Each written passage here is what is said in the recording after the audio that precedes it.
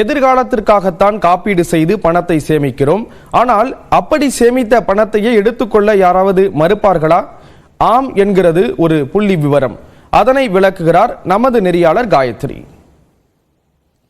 Insurance கம்பெனிஸ்ல அன்கிளைம்ட் amount அப்படிங்கிறது ஆண்டுக்கு ஆண்டு அதிகரிச்சிருக்கு. கிட்டத்தட்ட 22,000 கோடி ரூபாய் நிலுவையில் இருக்கு அப்படிங்கறத IRDAI அப்படிங்கிற ஆயுள் காப்பீட்டு நிறுவனத்திற்கான அமைப்பு வெளியிட்டிருக்காங்க.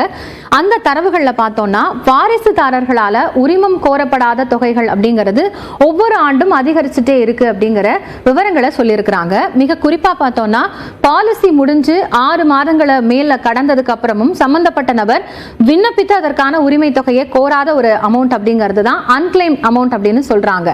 இந்த தொகையை 2024 நிதியாண்டோட தொடக்கத்துல பார்த்தோம்னா கிட்டத்தட்ட 22,237 கோடி ரூபாயாக இருக்கிறது. 2023 ஆண்டு ஜூன்ல இருந்து நவம்பர் காலகட்டத்தில் 6 மாத காலங்கள்ல ஆயுள் காப்பீட்டு நிறுவனங்கள் மேற்கொண்ட முயற்சியால 1018 கோடி ரூபாய் நிலுவைத் தொகை அப்படிங்கிறது செட்டில்மெண்ட் பண்ணிருக்கிறாங்கிற ஒரு தரவும் வெளியாகி இருக்கு.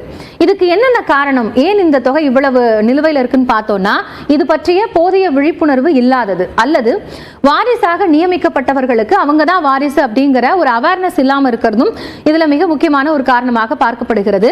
இன்னொன்னு என்னன்னா, உறவினர் அல்லாத ஒருவரை வாரிசா நியமிக்கும் பொழுது அதுல சிக்கல்கள் வருது. ஃபார் எக்ஸாம்பிள் ABC இருக்கிறாங்க, A Cங்கிற ஒரு நபரை நாமினேட் பண்றாரு அப்படின்னா அந்த நாமினி சம்பந்தப்பட்ட அந்த நபரினுடைய அந்த கிளைம் அமௌண்ட்டை வாங்கிக்க முடியும். ஆனா Bங்கிற நபர் சட்ட ரீதியாக அணுகக்கூடிய பட்சத்துல அந்த கிளைம் அமௌண்ட் அவருக்கு தான் போய் சேரும். சோ இந்த மாதிரியான சிக்கல்கள் உருவாகிறதுனால தான் பிரச்சனை இருக்கு அப்படிங்கறதையும் சொல்றாங்க.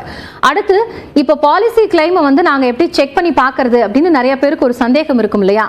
அப்படி பார்த்தோம்னா உரிமை கோரப்படாத பணம் குறித்த வழிகாட்டு நெறிமுறைகளை அந்தந்த ஆயுள் காப்பீட்டு நிறுவனங்களே வெளியிடணும் அப்படின்னு ஒரு அறிவிப்பு வெளியிட்டிருக்காங்க. அதன்படி காப்பீட்டு நிறுவனத்தினுடைய சம்பந்தப்பட்ட இணையதளத்துக்கு போய் இதற்கான தரவுகளை பார்க்கலாம். அதுல மிக முக்கியமா நம்ம தெரிஞ்சுக்க வேண்டியது என்ன அப்படின்னா, வாடிக்கையாளர் சேவை பிரிவுல போய் unclaimed amounts of policy holders அப்படிங்கிற ஒரு ஆப்ஷன் இருக்கு. அந்த ஆப்ஷனை தேர்வு செஞ்சு அதுக்குள்ள போய் பார்க்கும் பொழுது பாலிசி எண், சம்பந்தப்பட்ட பாலிசிதாரனுடைய பெயர், அது மட்டும் இல்லாம அவருடைய பிறந்த தேதி, பேன் கார்டு, இந்த மாதிரியான விவரங்களை கொடுத்து சப்மிட் பட்டனை கொடுத்தது பிறகாக எவ்வளவு அமௌண்ட் நிலுவைத் தொகையில இருக்கு, அன்கிளைம் அமௌண்ட் எவ்வளவு அப்படிங்கறத தெரிஞ்சுக்க முடியும்.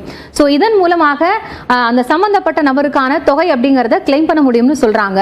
ஒருவேளை ஒரு பாலிசிதாரனுடைய அந்த தொகை அப்படிங்கிறது 10 ஆண்டுகளுக்கு மேல உரிமை கோரப்படாத தொகையா இருந்தது அப்படின்னா அது மூத்த குடிமக்களோட நலனுக்காக செலவிடப்படும் அப்படிங்கிற ஒரு தகவலும் இருக்கு.